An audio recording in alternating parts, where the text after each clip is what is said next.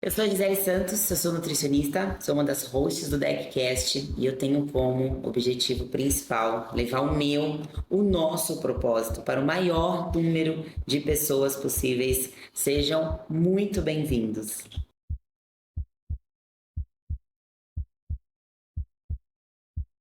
Saúde, fitness, informação e muita resenha. Sou o Gui Weishaupt, treinador e um dos hosts do DeckCast.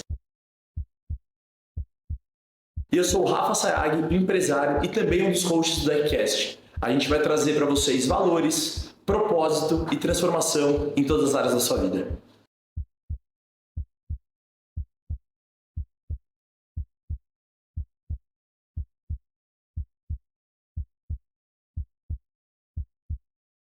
Vamos já começar a falar de reposição hormonal, porque Vamos. é um negócio que ultimamente vem se falando muito, né? Quero até saber se a gente já precisa fazer de repente. E uma dúvida pessoal minha é quando que a gente sabe quando é uma reposição hormonal Boa. ou quando é um uso de anabolizante ou algum outro Quando tá propósito? existindo um exagero, né? Qual que é a Exato. diferença? Então, eu vou responder a reposição com um exemplo muito simples. Você vai no mercado e a seção de arroz não tem arroz. Ou tem 20 pessoas querendo comprar arroz e tem 5 pacotes de arroz. O que que o pessoal do mercado tem que fazer?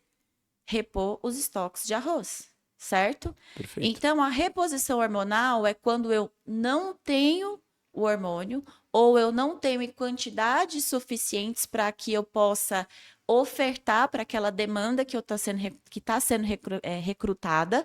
E então, eu vou o quê? Eu vou fornecer um hormônio que não está sendo produzido ou por algum motivo ele não está sendo produzido e eu não consigo reverter essa causa, tá?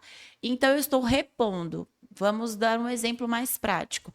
Quem tem hipotireoidismo, tá? Franco, ou seja, a tireoide não funciona ou não funciona da forma adequada. O que que eu faço? Eu vou lá e forneço o hormônio para essa tireoide, para ela regular, para essa pessoa não ter consequências ruins da falta desse hormônio, certo? Agora, quando é uma terapia hormonal para outra finalidade, que seja uma terapia hormonal por questões de anemia, por questões de perda de massa muscular, que seja por uma osteoporose, uma osteopenia, que seja para ganho de massa muscular em um paciente que tem uma massa muscular muito baixa e que seja por uma finalidade que não seja reposição. Ele tem o hormônio. Só que é como a gente pensar, eu vou dar um outro exemplo que eu acho que o exemplo fica fácil. Dipirona, ele é um medicamento para dor, certo? Ele é um analgésico, mas ele também funciona como antitérmico, certo? Então, muitas vezes eu vou pegar uma medicação que ela é um analgésico e eu vou utilizar como antitérmico. Da mesma forma que como que aconteceu com o Ozempic? Vamos já entrar nisso daí. O Ozempic ele foi uma medicação que ele foi criado para alternativa de pessoas que têm diabetes e que não toleravam ou não poderiam utilizar a metformina, mas que também não tinha indicação para usar insulina. Então criou-se essa medicação que melhora a resistência, melhora a sensibilidade periférica à insulina, e isso a gente controlava o diabetes. Só que a gente descobriu, com o uso da medicação, que as pessoas estavam tendo perda ponderal, ou seja, as pessoas emagreciam com esse medicamento, e que ele regulava o centro da fome. Então, esses pacientes reduziam o IMC, que é, infelizmente, ainda a medida universal. Eles diminuíam a cintura abdominal, então o medicamento foi sendo estudado para esse cunho. Então, por exemplo, os hormônios, a gente pode sim utilizar eles como estratégia anabólica. Por exemplo, pessoas mais velhas que têm sarcopenia, diminuição da massa muscular. Eu posso utilizar, se o paciente não tem nenhuma contraindicação, alguma medicação anabólica, algum hormônio anabólico? Sim. Vamos agora trazer para o nosso contexto real. Aquela pacientezinha. O contexto, acho que sobre a testosterona, que eu acho que é a pergunta que mais aparece, né? Sobre esse hormônio. Até porque eu não, né, não sou, assim, grande conhecedor, mas é a testo que vai te dar a profundidade na parte mais estética? Se a sua testo tá no nível legal, Você vai ter facilidade para emagrecer e facilidade para ganhar massa magra? Então, aí é outro ponto interessante, porque não adianta só a gente pensar na testosterona, eu preciso pensar nos receptores ávidos para receber essa testosterona. O nosso sistema, nosso sistema, nosso corpo, ele funciona com um sistema de chave fechadura. Então, eu posso até muitas vezes, Rafa, produzir uma quantidade de testosterona boa, só que esses meus receptores, eles não estão ávidos para receber. O que é isso? Eu não tenho um estilo de vida legal, eu não pratico exercício físico, eu não tenho uma alimentação limpa, eu tenho um organismo extremamente inflamado, e isso vai fazer com que impacta outras questões, como, por exemplo, libido, disposição, ganho de massa muscular, acúmulo de gordura. Então, olhar só o seu nível de testosterona Não adianta. não é o suficiente. É por né? isso que muitas vezes vocês veem muitos médicos batendo um de frente com o outro em relação do uso ou não uso da testosterona em alguns casos.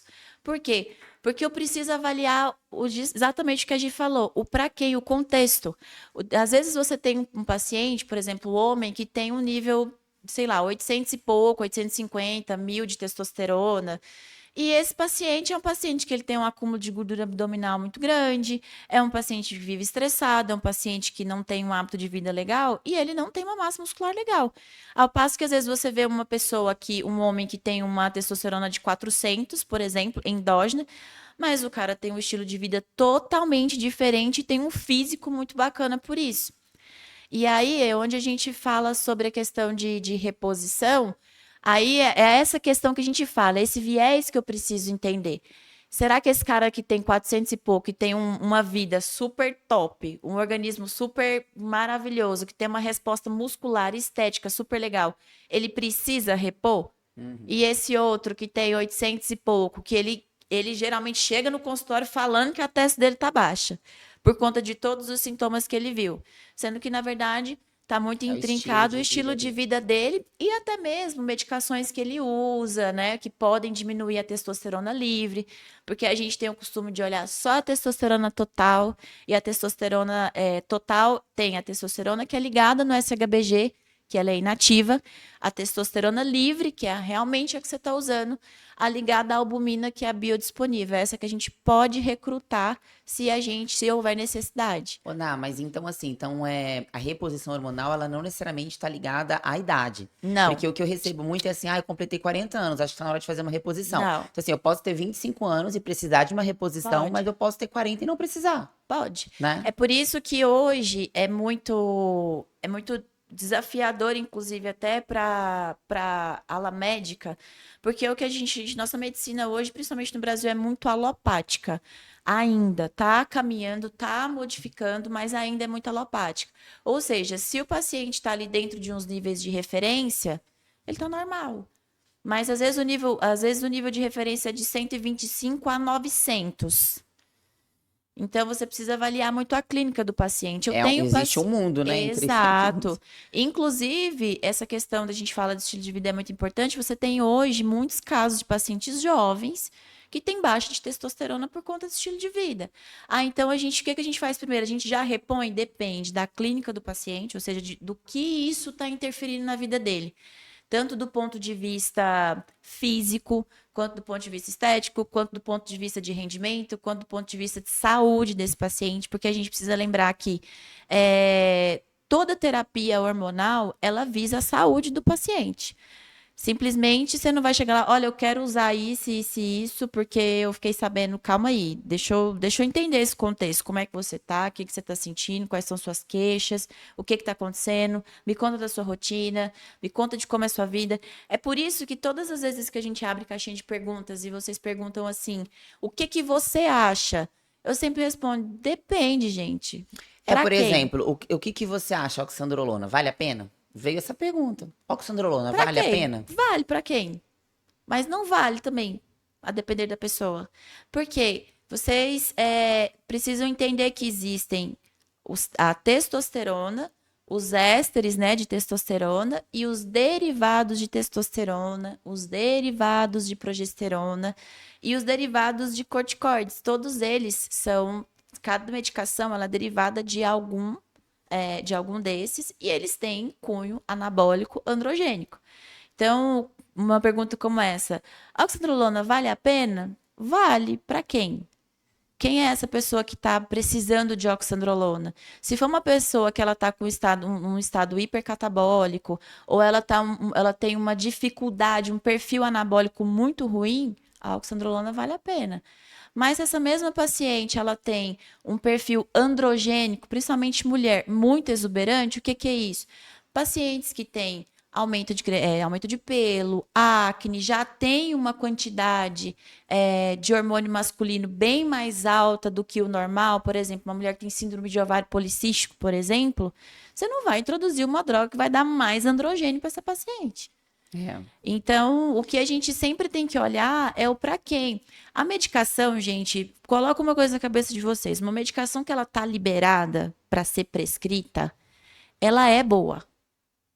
Ela tem a finalidade. Se todos os órgãos, se FDA, se a Anvisa liberou ela para ser comercializada, ela vale a pena. Ela existe por um propósito. Ela existe por um propósito. E ela existe para ser comercializada, para ser utilizada.